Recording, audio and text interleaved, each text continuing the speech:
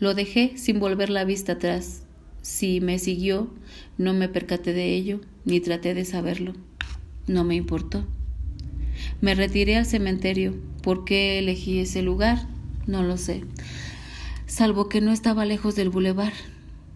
Y era casi zona rural entonces, oscuro y tranquilo comparado con el resto de la urbe. Vagabundeando por las casas bajas con sus huertos, maté sin la más mínima satisfacción. Y luego busqué el ataúd donde pasaría ese día, en el cementerio. Saqué los restos con mis propias manos y me eché en un lecho que hedía, que tenía el hedor de la muerte. No puedo decir que eso me diera comodidad, pero me brindó quizá lo que buscaba. Encerrado en esa oscuridad, oliendo la tierra, lejos de todos los humanos y de todas las formas humanas y vivientes, me entregué a todo lo que entorpecía e invadía mis sentidos. Es decir, me entregué a mi dolor. Pero eso fue breve.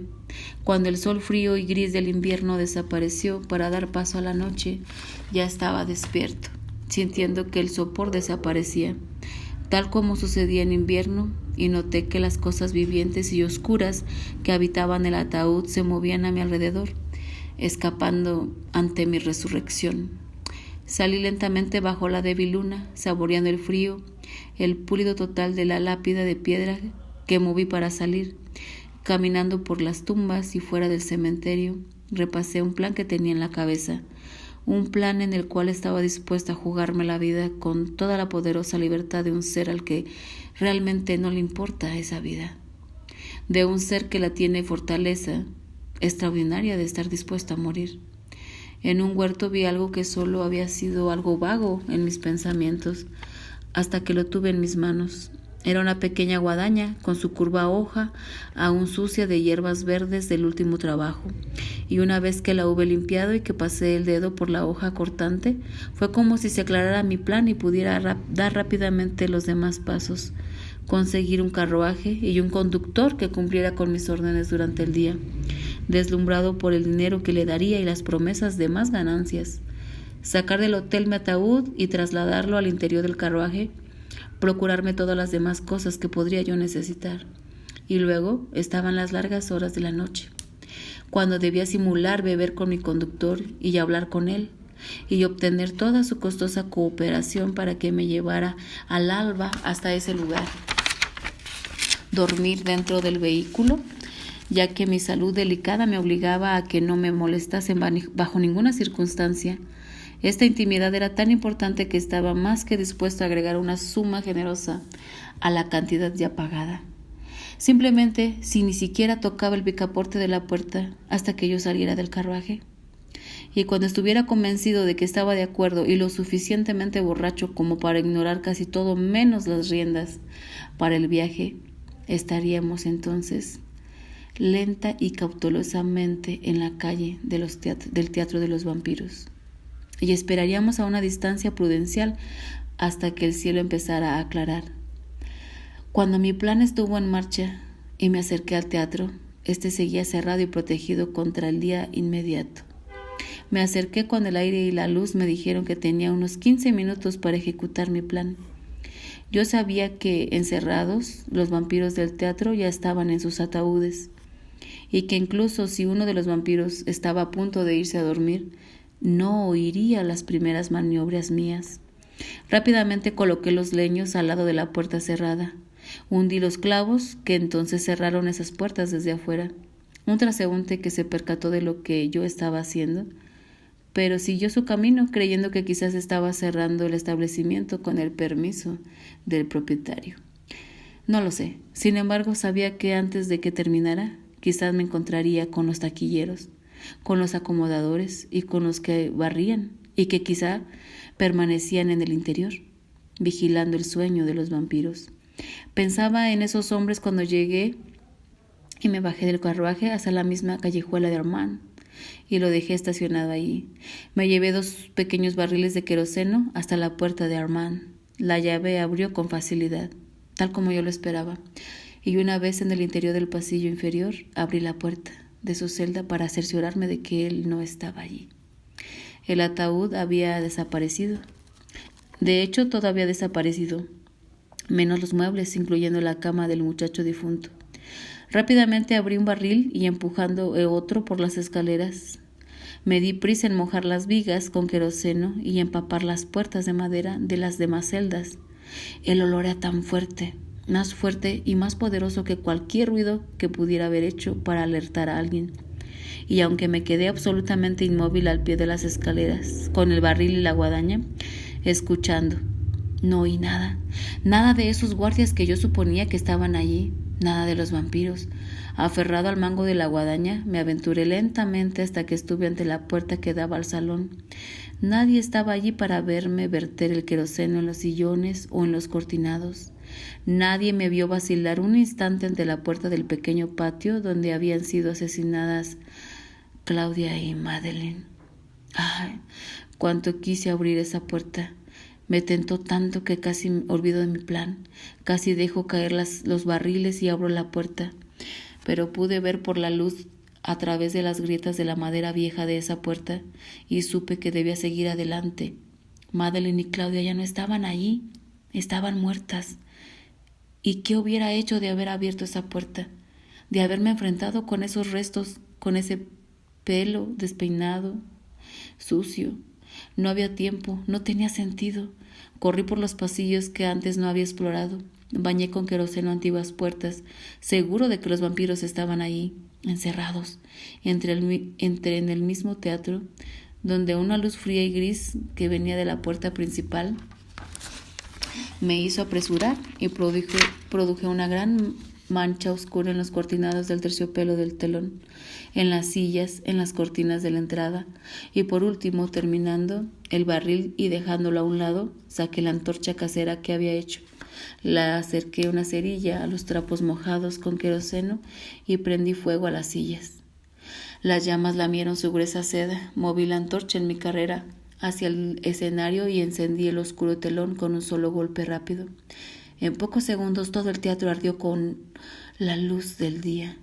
Toda su estructura pareció chirriar y gruñir cuando el fuego subió por las paredes, chupando el gran arco del proscenio, los adornos de yeso de los palcos, pero no tuve tiempo para admirar el espectáculo, para saborear el olor y el sonido, la visión de los escondrijos y rincones que salían a la luz en la furiosa iluminación, que muy pronto los consumiría.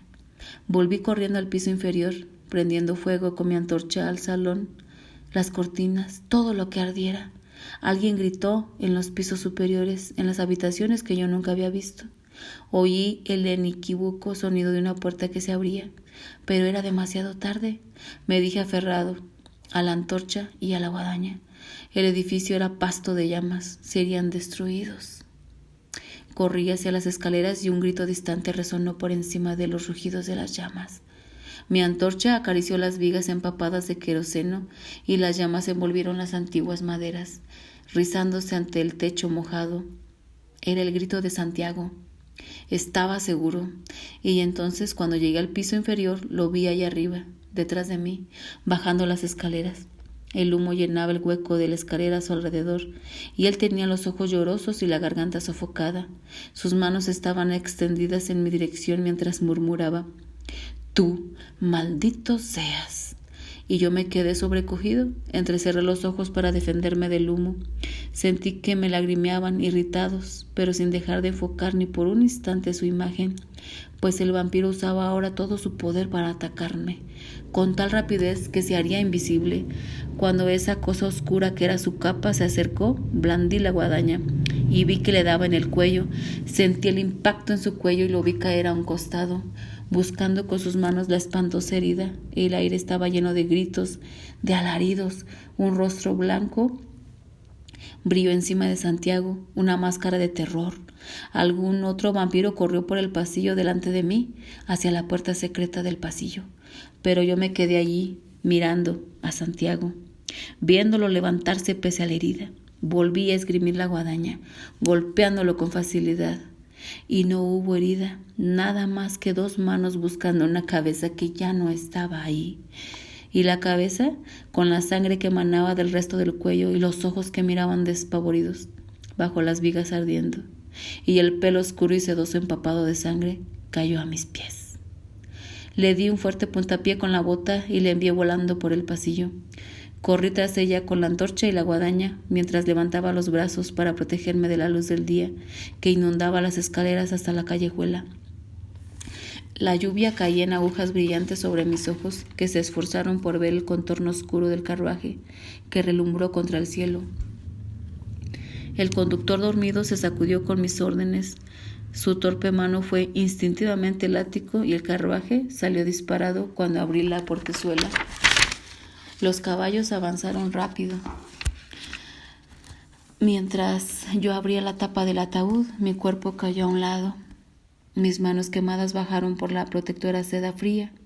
La tapa cayó y el reino, la oscuridad. El paso de los caballos aceleró su ritmo cuando nos alejamos de la esquina donde ardía el edificio. No obstante, aún podía oler el humo. Me sofocaba, me irritaba los ojos y los pulmones, y tenía la frente quemada por la primera difusa luz del sol. Pero nos alejamos del humo y de los gritos. Nos íbamos de París. Lo había logrado. El teatro de los vampiros era devorado por el fuego. Cuando sentí que se me caía la cabeza de sueño, imaginé una vez más a Claudia y a Madeleine abrazadas en ese patio sórdido, y le dije en voz baja, agachándome hasta las imaginarias cabezas de pelo rizado que brillaban a la luz de la lámpara: no pude traeros, pero ellos ya serán arruinados y muertos en vuestro derredor. Y si el fuego no los consume, será el sol. Si no se queman, entonces la gente que vaya a combatir el fuego los verá y los expondrá a la luz del sol. Os lo prometo. Todos morirán como vosotras habéis muerto. Todo aquel que esté allí esta madrugada morirá. Y esas son las únicas muertes en mi larga vida que considero exquisitas y buenas. Volví 2 noches después, relató el vampiro. Tenía que ver el sótano inundado donde cada ladrillo estaba calcinado y destrozado, donde unas pocas vigas esqueléticas apuntaban al cielo como estacas. Esos murales monstruosos que una vez habían rodeado el salón eran ahora fragmentos deshechos. Una cara pintada aquí, un trozo de ala de ángel por allá. Eso era lo único identificable que quedaba. Con los periódicos vespertinos me abrí paso hasta el fondo de un pequeño café al otro lado de la calle. Allí, bajo la luz mortecina de las lámparas y el espeso humo de cigarros, leí las notas sobre el siniestro. Se encontraron pocos cuerpos en el teatro incendiado, pero en todas partes había ropas y disfraces desparramados, como si los famosos actores de vampiros hubieran escapado del teatro hace mucho tiempo. En otras palabras, únicamente los vampiros más jóvenes habían dejado sus huesos. Los antiguos habían sufrido una consumición total. Ninguna mención de testigos o de algún sobreviviente. ¿Cómo podría haberlo sabido? Sin embargo, algo me preocupó considerablemente. Yo no temía a ningún vampiro que se pudiera haber escapado. No tenía ganas de cazarlos en caso de haberlo conseguido. Estaba seguro de que había muerto la mayoría de los integrantes del grupo. Pero, ¿por qué no había habido guardias humanos? Yo estaba seguro de que Santiago había mencionado guardias y supuse que eran acomodadores y porteros que preparaban el teatro antes de las actuaciones. Y me había dispuesto a enfrentarlos con la guadaña, pero no habían estado ahí. Era extraño. Y lo extraño no me tranquilizaba mucho. Pero por último, cuando dejé los diarios a un costado y volví a pensar en esas cosas, no me importó.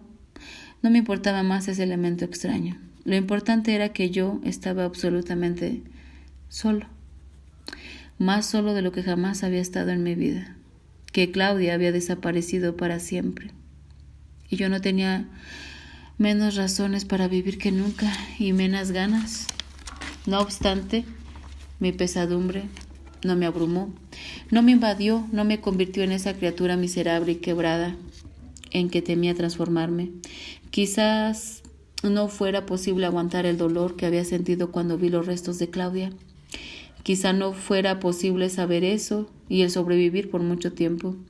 A medida que las horas pasaban, A medida que el humo en el café se hacía más espeso y que caía y subía el telón del pequeño escenario iluminado por una lámpara, en el que cantaban mujeres robustas con la luz brillando sobre sus joyas baratas y resonaban sus voces ricas y profundas, a menudo plañideras, exquisitamente tristes, me pregunté vagamente cómo sería sentir esta pérdida, esta indignación y verse justificado en ellas, ser merecedor de simpatía, de aliento.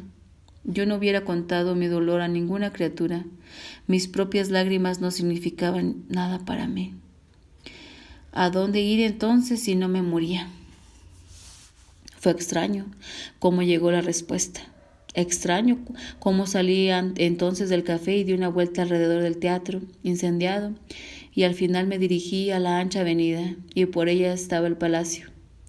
Como si ese palacio me llamara, y sin embargo jamás había estado dentro de sus muros. Había pasado 1000 veces delante de esa extensa fachada, deseando poder visitarlo como un ser mortal, por solo un día, y entonces pasear por esos salones y ver sus magníficos cuadros. Ahora lo haría en posesión únicamente de una vaga noción de que en las obras de arte podría encontrar alivio, de que yo no podía brindar nada fatal a lo que era inanimado, y sin embargo magníficamente poseído del espíritu de la vida misma.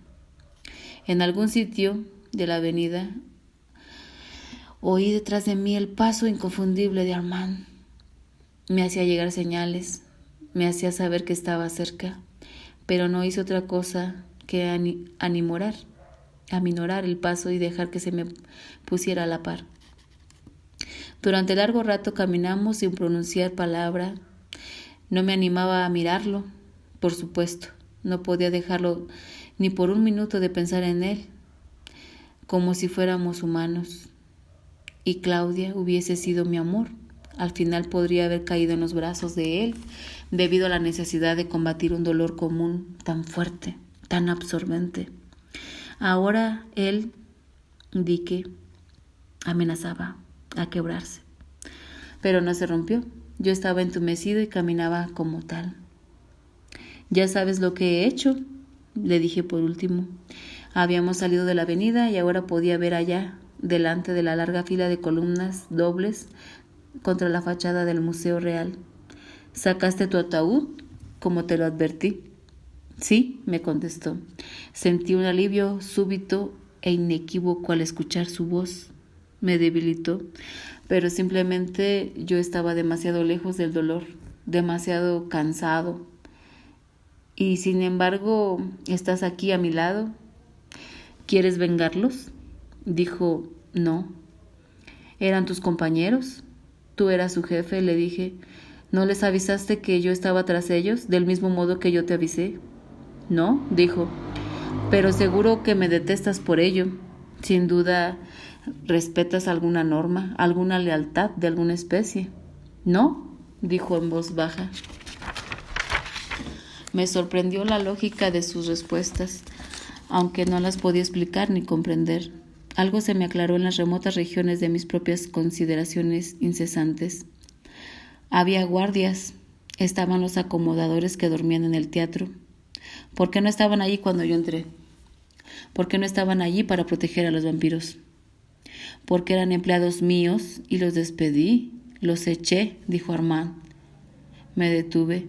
Estaba imperturbable cuando lo miré de frente, y tan pronto como se encontraron nuestros ojos deseé que el mundo no fuera una negra ruina con cenizas y muertes.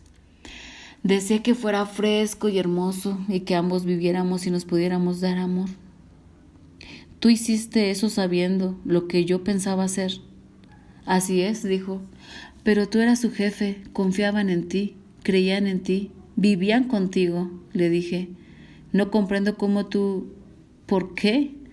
«Piensa la respuesta que más te guste», dijo con calma y sensatez, como si no quisiera herirme con ninguna acusación o desdén, sino mostrarme lo literal de sus palabras. «Puedo pensar en muchas. Piensa en la que necesites y créela. Es igual a cualquiera. Te daré la razón. La verdadera razón de por qué lo hice, que es la menos auténtica. Estaba por irme de París. El teatro me pertenecía. Por tanto, los despedí. Pero con lo que tú sabías, te lo dije, fue la razón real y la menos verdadera, me dijo con paciencia. ¿Me destruirías con la misma facilidad con que me permitiste a mí su destrucción? Le pregunté. ¿Por qué habría de hacerlo? Dios santo, susurré. Has cambiado mucho, dijo, pero de cierta manera eres el mismo. Seguí caminando y me detuve ante la entrada del palacio. Al principio me pareció que sus muchas ventanas eran oscuras y plateadas con la luz de la luna y la llovizna, pero después me pareció ver una luz débil que se movía en el interior, como si un guardia caminara entre esos tesoros, y tercamente fijé mis pensamientos en él, en ese guardia, calculando cómo un vampiro podría atacarlo, arrebatarle la vida y la linterna, las llaves. El plan era una confusión, era incapaz de planes.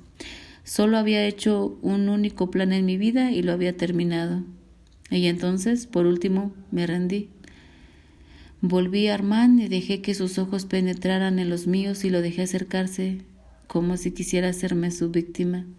Bajé la cabeza y sentí su brazo firme sobre mi hombro. Y súbitamente, recordando las palabras de Claudia, que casi habían sido sus últimas palabras, la admisión de que ella sabía que yo podía amar a Armand porque había sido capaz incluso de amarla a ella. Esas palabras me parecieron ricas e irónicas, más llenas de significado de lo que ella se pudo haber imaginado. Sí, le dije en voz baja, este es el máximo mal, que hasta podemos llegar tan lejos como amarnos tú y yo. ¿Y quién más nos podría mostrar una partícula de amor, una pizca de compasión o de misericordia? ¿Quién más podría, conociéndonos como nosotros nos conocemos, podría hacer algo más que destruirnos? Y sin embargo, nos podemos amar. Durante largo rato se quedó mirándome, acercándose, inclinado su cabeza, poco a poco a mi lado, y abriendo los labios como a punto de hablar, pero solo sonrió y sacudió la cabeza suavemente para confesar que no me comprendía. Yo ya no pensaba más en él. Tuve uno de esos raros momentos en que parecí no pensar en nada. Mi mente era informe. Vi que se había detenido la lluvia, vi que el aire estaba claro y frío, que la calle estaba iluminada, y quise entrar al palacio. Palabras para decírselo a Armand y preguntarle si podía ayudarme a hacer todo lo necesario para pasar la noche en él. Consideró que era una petición muy simple, únicamente dijo que se preguntaba por qué había esperado yo tanto tiempo. Nos fuimos de París poco tiempo después, siguió relatando el vampiro. Le dije a Armand que quería regresar al Mediterráneo, no a Grecia, como había soñado tanto tiempo, sino a Egipto. Quería ver el desierto y, más importante todavía, quería ver las pirámides y las tumbas de los reyes. Quería tomar contacto con esos ladrones de tumbas que saben más de ellas que los académicos. Y quería descender a las tumbas todavía vírgenes y ver cómo estaban enterrados esos reyes y las pinturas en los muros. Armand estaba más que dispuesto y partimos de París a primera hora de un atardecer, sin el menor indicio de la ceremonia. Yo había hecho una cosa que debo anotar. Había vuelto a mis habitaciones en el hotel. Tenía el propósito de llevarme algunas pertenencias de Claudia y de Madeleine y colocarlas en ataúdes y hacerlas enterrar en el cementerio. No lo hice. Me quedé un rato en las habitaciones donde todo estaba en orden y arreglado por los empleados, de modo que parecía que Claudia y Madeleine podían regresar en cualquier momento. En una mesita estaba el bordado de Madeleine junto con sus ovillos. Miré eso y todo lo demás, y mi tarea me pareció absurda. En consecuencia, me retiré. Pero algo me había pasado ahí, o más bien algo de lo que yo había sido vagamente consciente se aclaró entonces. Aquella noche yo había ido al palacio para encontrar algún placer trascendente que me aliviara el dolor y me hiciera olvidar por completo incluso de mí mismo. Eso me había sostenido. Ahora, cuando estaba en las puertas del hotel, esperando el carruaje que me llevaría a encontrarme con Armand, Vi la gente que caminaba por ahí, la incesante muchedumbre de la avenida, las damas y caballeros elegantes, los vendedores de periódicos, los carruajes de equipaje, los conductores de vehículos, y todo lo vi bajo una nueva luz. Antes todo el arte había tenido para mí la promesa de una comprensión más profunda del corazón humano. Ahora el corazón humano no significaba nada. No lo denigré, simplemente me olvidé de él. Las magníficas pinturas del palacio para mí no estaban relacionadas íntimamente con las manos que las habían pintado. Estaban cortadas y sueltas como niños convertidos en piedra, como Claudia, separada de su madre, preservada durante décadas enteras con perlas y lloro tallado, como las muñecas de Madeleine, y por supuesto, como Claudia y Madeleine y yo mismo, todos seríamos reducidos a cenizas. En realidad, dijo ahora el entrevistado, ese es el final de la historia. Por supuesto, sé que te preguntas qué nos pasó después. ¿Qué le sucedió a Armand? ¿A dónde fui? ¿Qué hice? Pero te diré que verdaderamente no pasó nada, nada que no fuera simplemente inevitable. Y mi paseo por el palacio, esa última noche que te he descrito, fue meramente profetice. Jamás cambié después de eso. No busqué más nada en la única gran fuente de cambio que es la humanidad. E incluso en mi amor y concentración en la belleza del mundo, no busqué aprender nada que pudiera ser devuelto a la humanidad. Bebí de la hermosura del mundo tal cual lo hace un vampiro. Quedé satisfecho. Estuve lleno hasta los bordes, pero estaba muerto. La historia terminó en París, como te he dicho. Durante largo tiempo pensé que la muerte de Claudia había sido la causa del fin de las cosas. Que si yo hubiera visto que Claudia y Madeleine dejaban París a salvo, las cosas podrían haber sido diferentes para Armand y para mí. Podría haber vuelto a amar y a desear y buscar algún aspecto de mi vida humana que pudiera haber sido rico y variado, aunque no natural, pero entonces llegué a ver que eso era falso, incluso si Claudia no hubiera muerto, incluso si no hubiera despreciado a Armand por permitir su muerte. Todo habría terminado del mismo modo. Lentamente hubiera llegado a conocer su mal o hubiera sido lanzado hacia él. Era lo mismo. Por último, no quise saber nada de nada y al no merecerme nada mejor, me encogí como una araña ante la llama de una cerilla. E incluso Armand, que era mi constante compañero y mi única compañía, existía solo a gran distancia de mí, detrás de aquel velo que me separaba de todo lo viviente, un velo que era una especie de mortaja. Pero sé que estás ansioso por escuchar lo que le sucedió a Armand y la noche que ya casi ha terminado. Te lo quiero contar porque es muy importante. La historia sería incompleta sin eso. Después de dejar París, viajamos por el mundo, como te lo he dicho. Primero Egipto, luego Grecia, luego Italia, el Asia Menor, a donde quiera que yo elegía ir, en realidad, y donde quiera que me llevara mi búsqueda del arte.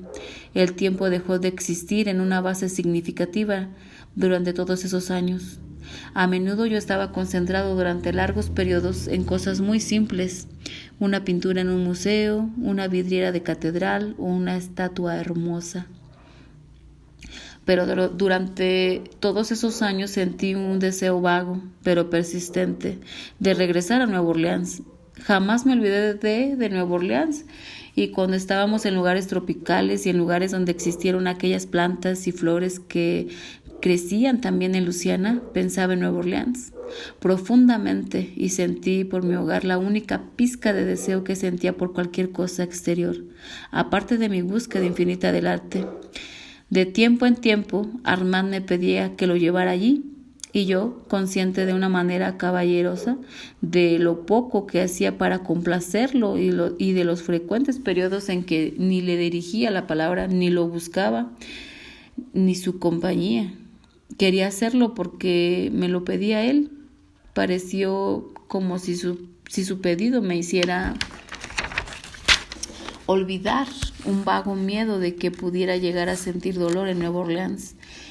de que pudiera llegar a experimentar de nuevo la pálida sombra de mi anterior infelicidad y melancolía, pero pospuse el regreso. Tal vez ese miedo era más fuerte de lo que yo me imaginaba. Vinimos a América y vivimos mucho tiempo en Nueva York. Continué posponiendo el viaje. Luego, por último, Armand me lo pidió de otra manera. Me contó algo que me había escondido desde que nos fuimos de París. Lestat no había muerto en el Teatro de los Vampiros. Yo había creído que estaba muerto, y cuando se lo pregunté a Armand, me dijo que todos esos vampiros habían muerto, pero ahora me contó que no era así.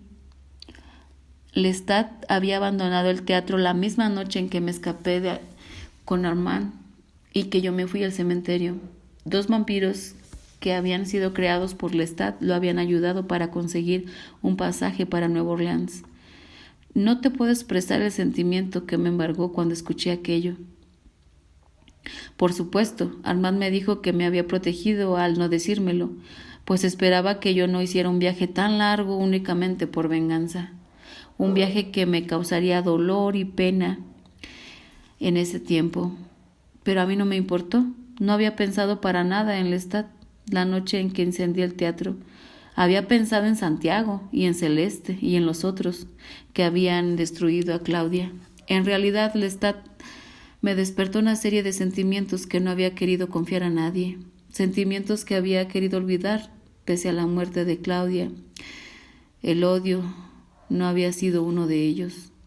Pero cuando oí aquello por la boca de Armand, fue como si el velo que me había protegido fuera tan fino y transparente que ya no resistía. Y aunque todavía me separaba del sentimiento, a través de él percibí a Lestat y quería yo verlo nuevamente. Y con ese deseo en mí, viajamos a Nueva Orleans. Fue a fines de la primavera de este año, y tan pronto como salí de la estación, supe sin ninguna clase de duda que había regresado a casa. Fue como si el mismo aire fuera perfumado y especial, y sentí inmensa tranquilidad caminando por esas calles cálidas, bajo esos robles familiares, y escuchando los incesantes y vibrantes sonidos vivientes de la noche. Por supuesto, Nueva Orleans había cambiado, pero lejos de lamentar esos cambios, me sentí agradecido por lo que aún parecía igual. Pude encontrar en el sitio alto del Gardén, que en mis tiempos había sido uno de las más elegantes mansiones antiguas que databan de aquellos años, tan distante de la tranquila calle de ladrillos, y al caminar a la luz de la luna bajo sus magnolias, conocí la misma dulzura y paz que había vivido en esos viejos tiempos, no solo en las calles angostas y oscuras, sino también en el descampanado, el lugar donde estaba la casa. Estaban los rosales y las madreselvas y el contorno de las columnas corintias contra las estrellas. Y fuera del portal estaban las calles soñolientas, otras mansiones. Era una fortaleza de la gracia. En la casa a donde llevé a Armand, pasando las tiendas de turistas y antigüedades y las entradas bien iluminadas de restaurantes de moda, me quedé perplejo al descubrir la casa que Lestat, Claudia y yo habíamos convertido en nuestro hogar. La fachada apenas estaba cambiada y solo algunas reparaciones se tuvieron que hacer en esos años en el interior. Sus 2 ventanas corredizas aún se abrían a los pequeños balcones sobre la tienda de abajo, y pude ver en el suave brillo de las bombillas eléctricas un elegante papel de pared que no hubiera sido extraño en los años de antes de la guerra. Allí tuve una fuerte sensación de la presencia de Lestat, más de Lestat que de Claudia, y me sentí seguro de que, aunque no estuviera cerca de esa casa de ciudad, lo encontraría en Nueva Orleans. Y sentí algo más. Fue una tristeza que me abrumó cuando Armand se hubo retirado, pero esta tristeza no era dolorosa ni tampoco apasionada. No obstante, era algo rico, casi dulce, como la fragancia de los jazmines y las rosas que inundaban el viejo jardín que contemplé a través de las rejas de hierro. Esta tristeza me dio una sutil satisfacción y me hizo quedar largo tiempo en aquel lugar. Me ató a la ciudad y realmente no me dejó cuando esa noche me alejé de ahí. Me pregunto ahora qué se habrá hecho de esa tristeza, que pudo haber engendrado en mí algo capaz de ser más fuerte que ella. Pero me estoy adelantando en la historia, porque poco después de eso vi a un vampiro en Nueva Orleans, un joven delgado de rostro blanco que caminaba solo en las anchas aceras de la avenida, en las primeras horas antes de la madrugada, y de inmediato quedé convencido de que si Lestat todavía vivía allí, ese vampiro lo conocería, y hasta me podría guiar a él. Por supuesto, el vampiro no me vio. Hacía mucho tiempo que había aprendido a descubrir a mi propia especie en las grandes ciudades sin darles la oportunidad de que ellos me vieran a mí. Armand, en sus breves visitas a los vampiros de Londres y Roma, se había enterado de que el incendio del Teatro de los Vampiros era conocido en todo el mundo y de que los dos éramos considerados unos indeseables. Eso no significó nada para mí. Hasta la fecha los he evitado. Pero empecé a vigilar a ese vampiro en Nueva Orleans y a seguirlo, aunque a menudo solo me condujo a teatros o otros entretenimientos en los que yo no tenía el menor interés. Pero por último, una noche las cosas cambiaron. Era un anochecer muy caluroso y tan pronto como lo vi, me di cuenta de que tenía que ir a algún sitio. No solo caminaba rápido, sino que parecía un poco preocupado, y cuando salió y se metió en una estrecha callejuela que de inmediato se volvió oscura y miserable, estuve seguro de que se dirigía a algún sitio de interés para mí. Entonces entró en un pequeño piso doble y dio muerte a una mujer.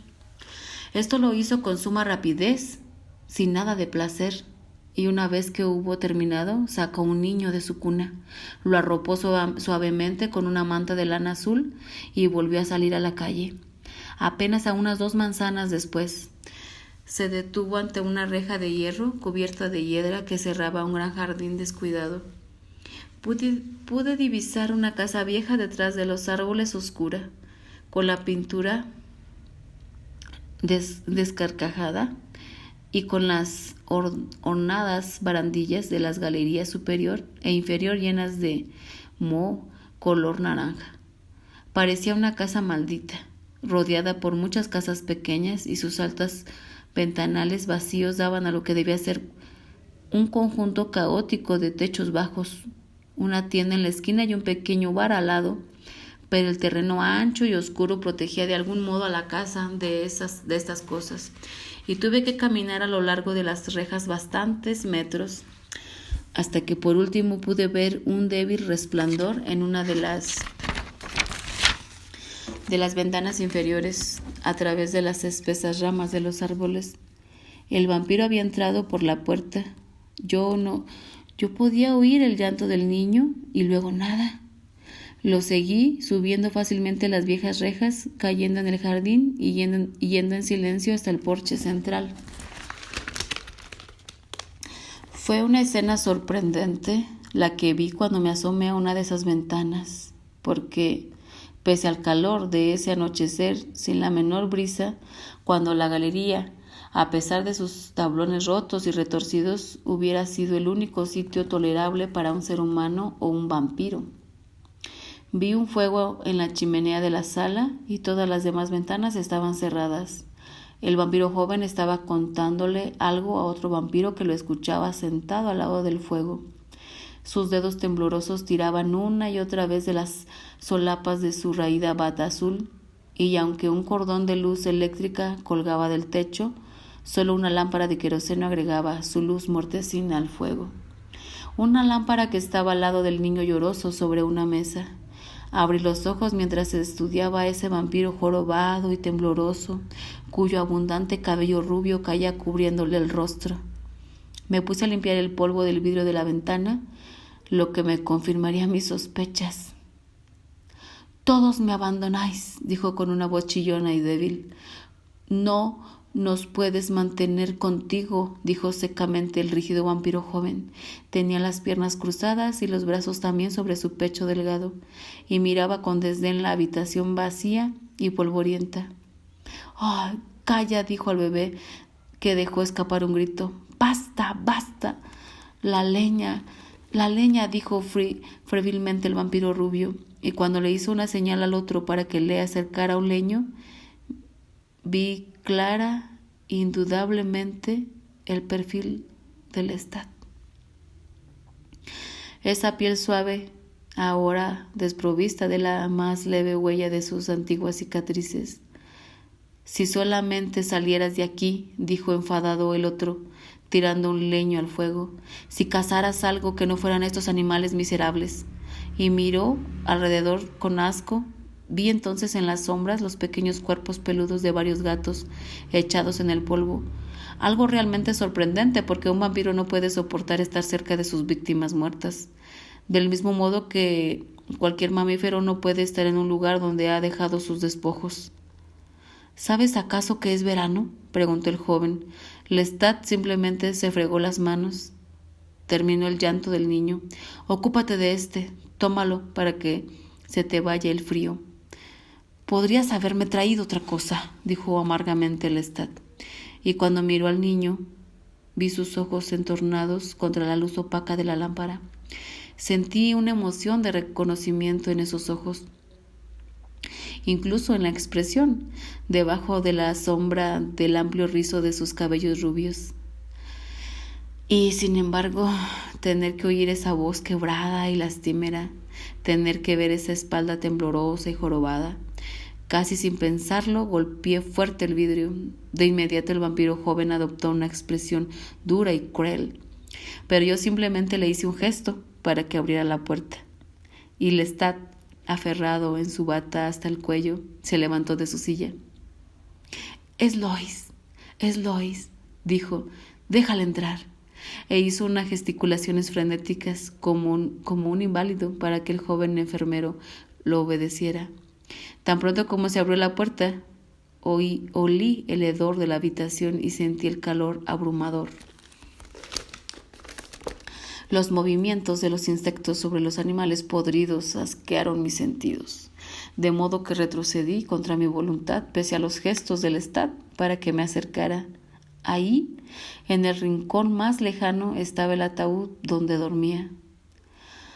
Vi la laca descarcajada de la madera, medio cubierta de periódicos amarillos. Había huesos en todos los rincones, casi vacíos salvo por pedazos de cuero y piel.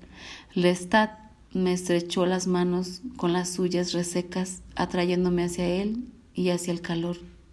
Pude ver que tenía los ojos llenos de lágrimas y únicamente cuando estiró la boca en una extraña sonrisa de felicidad desesperada cercana al dolor, pude ver leves huellas de las antiguas cicatrices. Qué confuso y feo era este hombre inmortal de rostro púlido y brillante que se agachaba y hablaba tontamente y chillaba como una vieja acartonada. Sí, Lestat, dije en voz baja, he venido a verte. Le empujé las manos con suavidad lentamente y me acerqué al bebé que ahora lloraba desesperadamente, tanto de miedo como de hambre.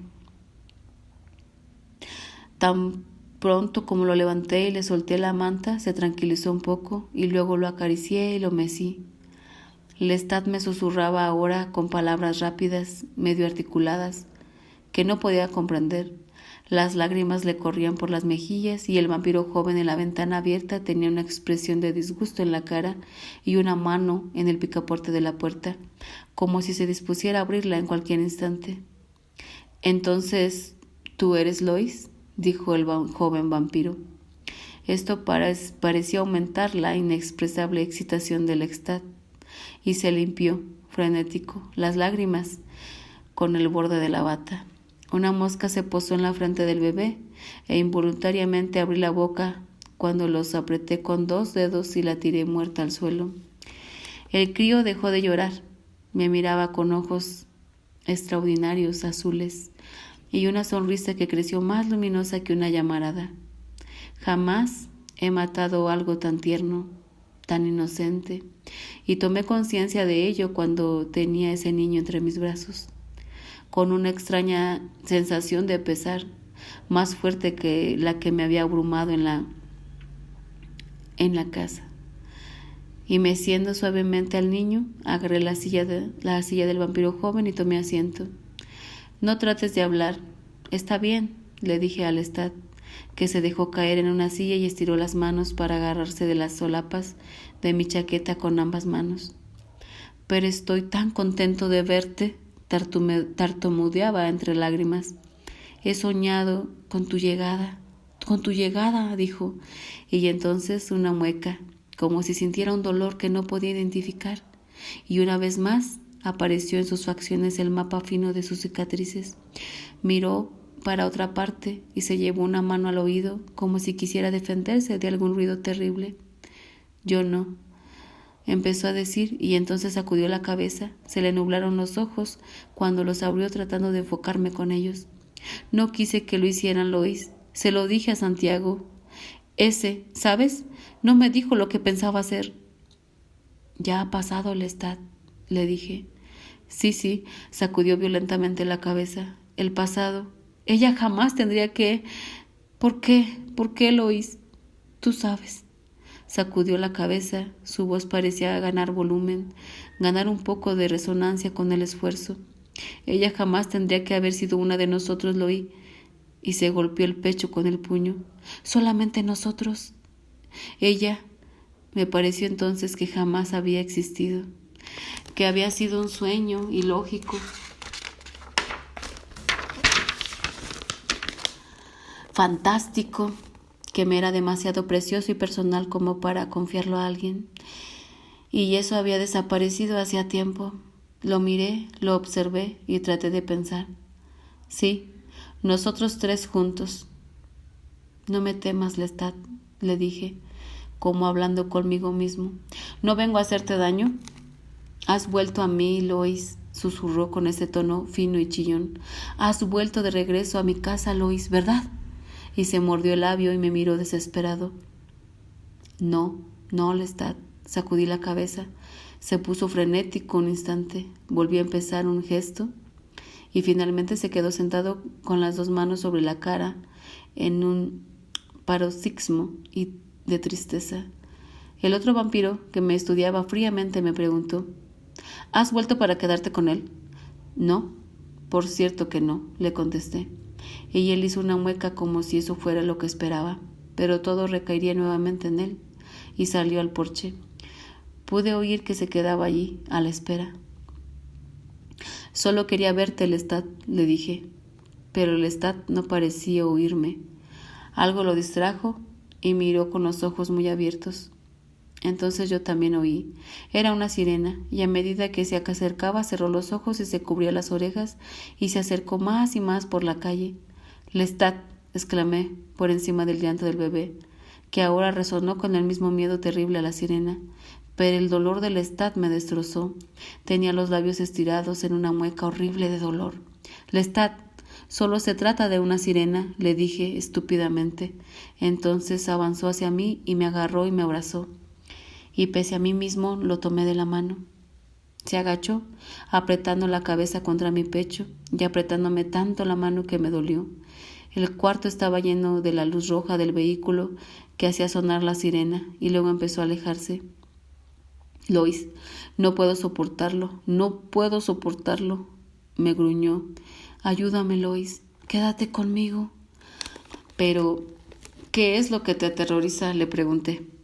¿No sabes lo que son esas cosas? Bajé la vista y vi su pelo rubio contra mi chaqueta, y tuve una visión de él de hacía mucho tiempo. Aquel caballero alto y elegante, con la cabeza hacia atrás, con la capa ondulante y su voz rica y sonora cuando cantaba en la atmósfera alegre de la salida de la ópera, con su bastón golpeando el empedrado al ritmo de la música, y sus grandes ojos vivaces dirigidos hacia una joven que se quedaba fascinada, y Lestat sonreía cuando la música moría en sus labios, y por un momento, ese momento en que se encontraban las miradas, Todo el mal parecía ahogarse en ese flujo de placer, esa pasión por estar simplemente vivo. ¿Fue este el precio de ese compromiso?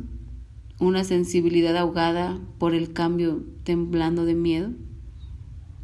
Pensé serenamente en todas esas cosas que le podría decir, en cómo le podría recordar que era inmortal, que nada lo condenaba a su reclusión salvo a sí mismo, y que estaba rodeado por las señales inequívocas de la muerte. Pero no supe esas cosas, no se las dije, y supe que no lo haría. El silencio de la habitación volvió a reinar en torno de nosotros una vez que el vehículo de la sirena se alejó. Las moscas volaban sobre el cuerpo pútrido de una rata y el niño me miró con calma. Sus ojos parecían dos canicas brillantes. Cerró las manos en el dedo que le puse encima de la pequeña boca suave. Lestat se había enderezado, pero solo para agacharse y hundirse de nuevo en el asiento. «No te quedarás conmigo», dijo suspirando. Pero desvió la mirada y pareció concentrarse en otra cosa. «Quería tanto hablar contigo», dijo. «Esa noche en que llegué, yo solo quería hablar contigo». Se estremeció violentemente, con los ojos cerrados y la garganta al parecer contraída. Fue como si los golpes que entonces yo le había propinado le estuvieran doliendo todavía.